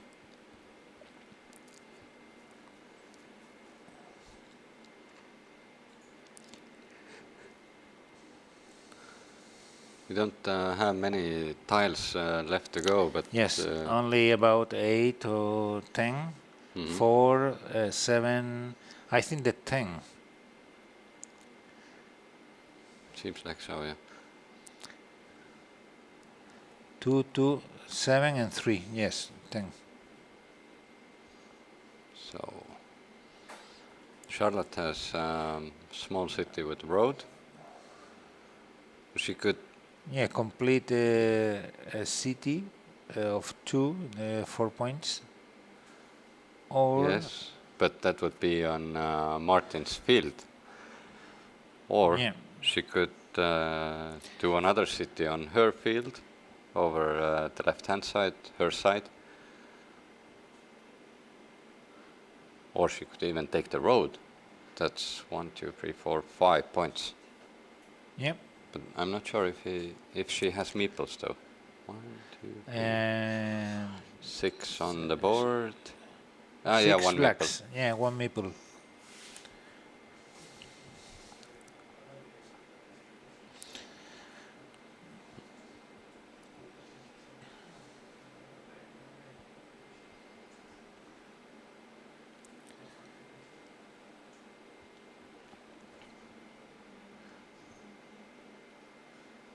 So will she take the 6 points from the road?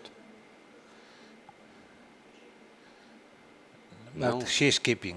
She's Yeah, keeping she's for. keeping. I mean, still 3 rounds for her to Yeah. to finish, and it is. I think that is a good strategy to keep one until The last forward turn. one. Yeah, yeah. The last one. Yeah. Oh, and Samuel is investing Investing in cities. the last. The last meeple. The last meeple, yes, thinking that if he gets a city, maybe they know exactly the number of cities that, I mean, the number of cars with cities, and they can count that there are 5 still pending, only 9 cards, and so I have more than 50% to complete this, and then I can take the meeple for the last game, for the last card. So Martin could score 4 easy points on his own field with this city that he has in hand. Yeah, if he completes. So that would be 4 plus 3 points. Has another alternative on the left side also to complete. Yeah, but that's on Charlotte's field. Yeah, so it's, but but he will not be increasing the field. Yes, because there are one farmer. Yeah, you are absolutely right. It will be 3 points for Charlotte. Yeah, in the end. So Martin, as a farmer, it will be much better on the bottom right, as you were meaning before. Yeah, completing a city there will be 3 points more for the farmer, his own farmer. Or he could actually, I think the tile allows him to finish this ring road up there. Yeah, but that would be 7 points. Do you think that must be a monastery there? The only way for a road to... No, I mean on the right side of the board. Yes. You see there's 1, 2, 3, 4, 5 roads for Martin. Yes. So he could finish it and get the meeple. Yes, for the last play 3 and 3, 6. But he has still one in hand, so he has the 7th, but 2 rounds to play. So yeah, he could use the last 2 if he completes that. Yes. But anyway, I would go for the city down there if I was Martin, because yeah, it will be 4 points now and 3 points afterwards. Yes. And I'm sorry if I'm talking too much about Martin, but he's from Estonia and I'm from Estonia, and this is the only tile we see right now. So, well, the other 2 players, Samuel Pires, we were talking about him with Ricardo Gomez, and he is from Portugal, and Charlotte is from the UK. I wonder if we can see from any angle what Charlotte has in her hand. No. It's a road, I think. Ah, yeah, straight road.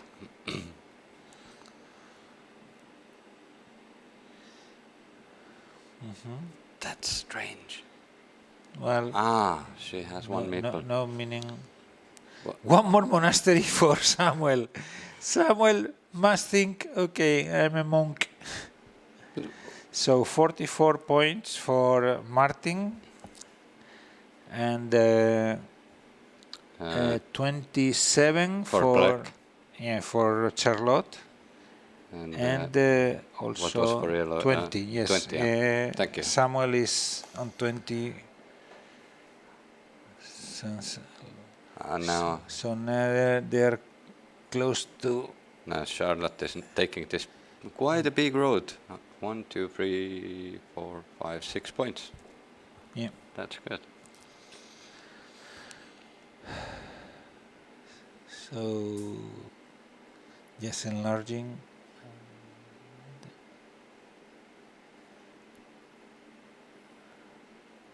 Okay, that is so a 3 road. points. Yeah, 3 points for road over there. Okay, 3 points for Martin.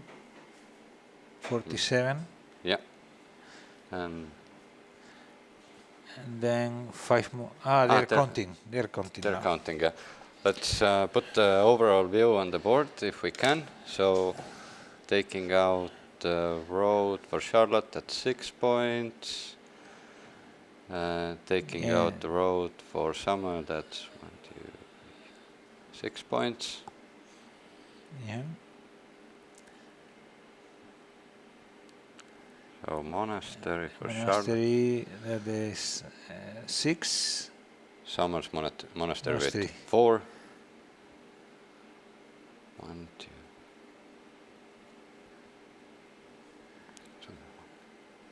That is 3, 5, 12 7, points. 12 points, yes. Yeah. For Samuel. Mhm. And then that is This uncompletable set. uncompleted, and both of them have the same. 9 points for Charlotte because Martin had only 1 meeple. But Martin will score 1, 2, 3 from this farmer and 1, 2. That there is one city bottom right that is 3 points, and they're counting farming now. Yeah, they're But farming. there is a city there. Yeah, someone Yeah. is Pointing. reminding Yeah. that there is 3 points. Then maybe Martin is Martin so seems happy, happy. is excited about the situation because he's thinking that maybe he's going to win. Yeah, no. Well, no, he let's- had about 20 points more than the rest of the players before start counting, and yeah, Okay, let's see at the shake scoreboard. hands. Okay, Martin took the win with 34. Is it so? 34, well, 84. Sorry, Yeah, 84. Yeah. 84, and then 75 For for Charlotte. Charlotte, 2 points. And So let's see if Charlotte is going to be silver or she can be tied by the player with less points, but maybe winning in the second table. And So 80, 84, and Samuel was 66. 66. and maybe we could even have Martin for a short interview Yeah, sure. after the victory. Why not? And then you interview him. In Estonian? Yes. Or English? No, let's Okay, say in no, English. you do it in English, but then you can have some Estonian words also, Okay, yeah. as we did with the Portuguese. Okay, But I'm going anyway, to I'm look- super happy Yeah, that yeah. Martin took this yeah, win. Yeah, So wonderful goal. let's So- have a quick commercial break. Yes, and then we go for Martin Hovemaji. Yes, thank you. Hi viewers, let's talk about Pandora's easiest way to invest, the Go and Grow. Go and Grow is an incredibly simple and automated service that allows you to earn 6.75% per annum and take your cash out at any time. Here are some benefits. It has a yield of 6.75, helping you to plan for the future. You can access your cash without any excessive withdrawal penalties. You also get a diversified portfolio of investments supported by advanced and reliable technology. And you only pay tax when you make a withdrawal over your capital amount invested. That's not all, there's more. You can share access with the people you trust to invest together for a shared goal like an upcoming world trip or a wedding. And if you are already a Bondora investor, you can transfer your existing Bondora investment portfolio to Go and Grow with just a few clicks. Check for more info in the description box below and visit us on Facebook at Bondora Capital. Start today and make your dreams a reality with Grow.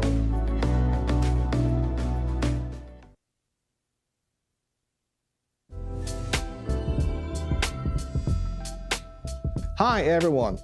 This time, we would like to give you an overview of what peer-to-peer lending at Bondora is all about.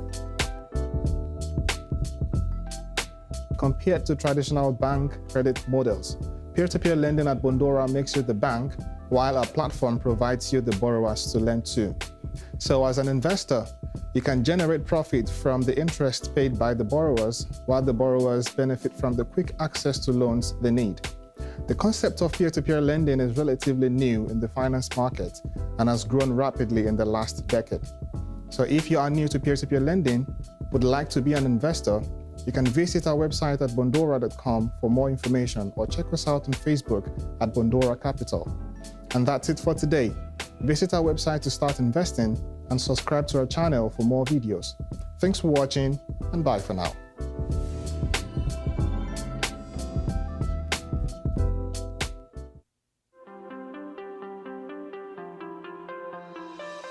Hello and welcome to another weekly video from Bondora.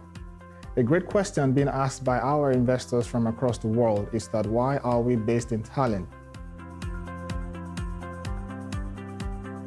Tallinn is referred to as Europe's Silicon Valley and is a hub for innovative companies like Skype, TransferWise, Pipedrive, and of course Bondora, something not so commonly seen in a medieval capital city. Estonia hosts the NATO Cyber Defense Center and is also building a data embassy in Luxembourg, which will have the same right as regular embassy, but it is able to remotely reboot the country's IT systems in case of a cyber attack. So due to this level of cybersecurity, and since there are children being taught how to code in kindergarten, there is a wealth of tech talent, and this provides a great environment for us to thrive and achieve our goal of becoming Europe's #1 peer-to-peer lending platform. We hope this information helps you understand why we are based in Tallinn, Estonia, and be sure to leave a comment below as to what you want to see in the next week's video and how we can consistently improve your investing experience on Bondora platform. Thanks for watching, and until next week, keep investing and bye for now.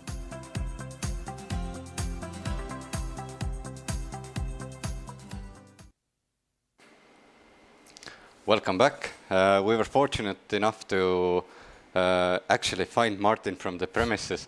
Martin, was it an easy win for you? No, definitely not, because the win came with the last buy, and like everybody saw. Yeah. What was strange for me was that in the first game, many people, first game that we saw on air, most players were fighting for their own points. But in this one, you were fighting against each other. The last two games were totally different. Like I had the same strategy like I had last game, where I wanted to cooperate with the others, but if in the last game the players were more willing to cooperate, then this game they tried to block all the time, and I had to change my strategy in mid-game. How soon in the game do you actually see the other players' strategy, or are you so familiar with the other players that you know what they're going to do? No, this was definitely a surprise for me, because like I said, I wanted to cooperate with them, but they blocked two of my guys that I couldn't get them back from fields. Yeah. So that's why I needed to block them also, to close some of their pieces also, because in the end they would have maybe got more points because of it. Okay. For you, how important was this Carcassonne tournament for the Pentamind standings? Like, I think this was everything, because I really needed this win to get second, and if I would have got anything else, then I would have been in big trouble to get in the total 3 in Pentamind standings. Yeah, okay. I'm afraid we don't have the updated Pentamind standings, since the game is still on, and they probably haven't got the new results yet. But where do you reckon you will be second? I think now I have really good chances to get second in total. Okay, in front of Andres Kuusk? Yes. Is Anders like a mentor for you? You're here together as a team, I know, but would you like to beat him, or are you cheering for him also? Well, I'm always cheering for him, but if I have a chance, then of course I want to beat him, because actually the games we play are quite similar, and you can say that he's mentor to me in that way that all the games he's good at, I'm also quite good at it. So we like practice the same games. Okay. Is a double win for Estonia possible for the Pentamind? No, it's almost. I think maybe it is already impossible to catch Ankush because he has so much points. Okay. But the double medal, maybe Yeah. silver and bronze? This is now quite possible, yeah. Okay. Okay. Anything special about Carcassonne? How would you compare it to other games that we've seen on air and that you're playing here? So this is a special game for me because it's my favorite board game. I play it a lot at home and I really like it. And I think that I'm also quite good at it. But last years maybe I haven't got the places I would have maybe really wanted.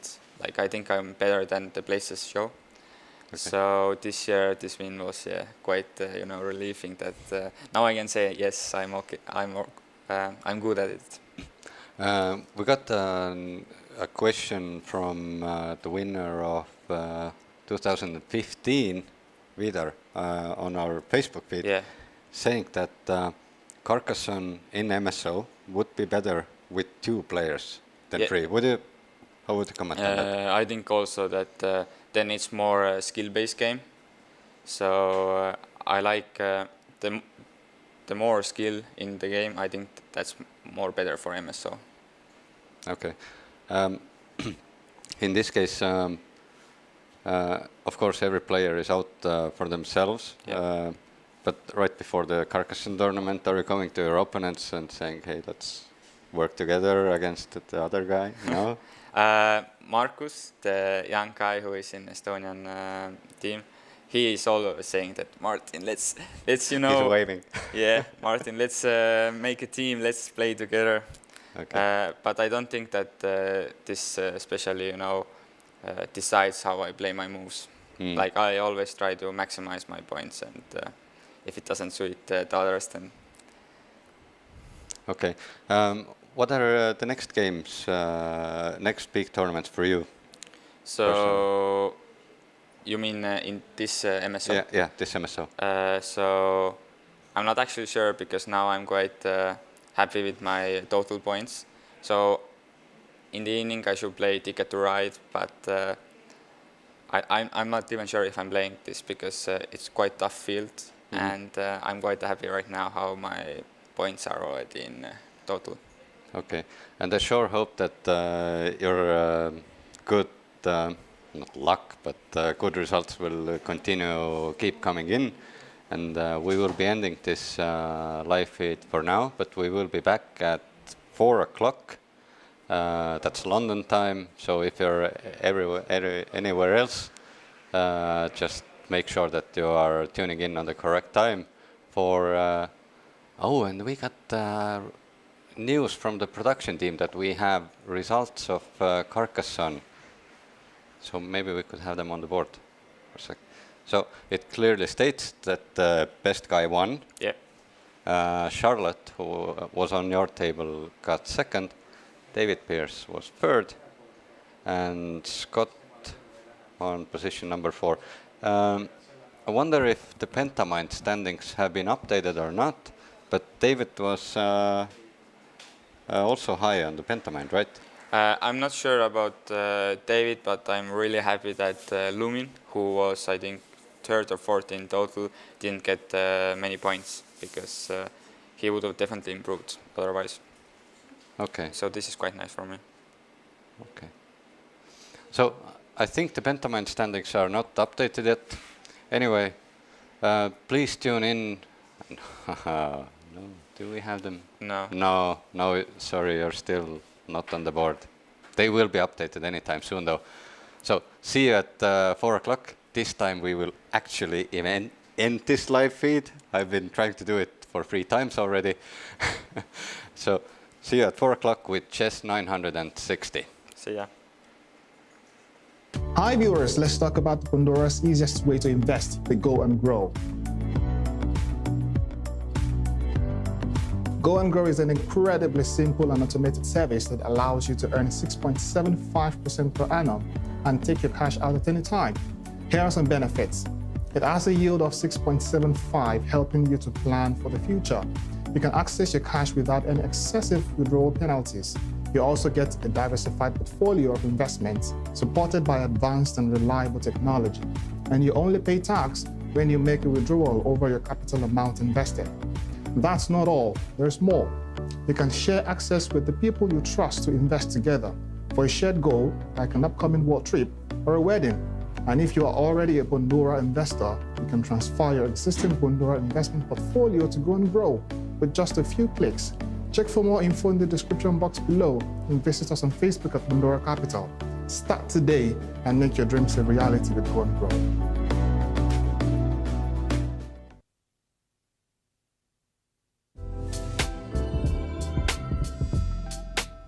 Hi everyone. This time, we would like to give you an overview of what peer-to-peer lending at Bondora is all about. Compared to traditional bank credit models, peer-to-peer lending at Bondora makes you the bank, while our platform provides you the borrowers to lend to. So as an investor, you can generate profit from the interest paid by the borrowers, while the borrowers benefit from the quick access to loans they need. The concept of peer-to-peer lending is relatively new in the finance market and has grown rapidly in the last decade.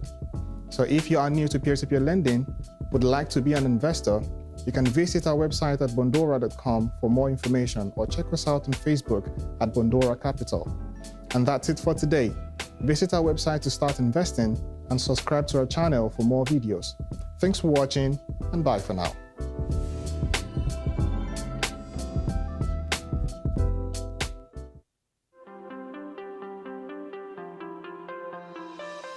Hello and welcome to another weekly video from Bondora. A great question being asked by our investors from across the world is that why are we based in Tallinn? Tallinn is referred to as Europe's Silicon Valley and is a hub for innovative companies like Skype, TransferWise, Pipedrive, and of course Bondora, something not so commonly seen in a medieval capital city. Estonia hosts the NATO Cyber Defense Center and is also building a data embassy in Luxembourg, which will have the same rights as regular embassy, but it is able to remotely reboot the country's IT systems in case of a cyber attack.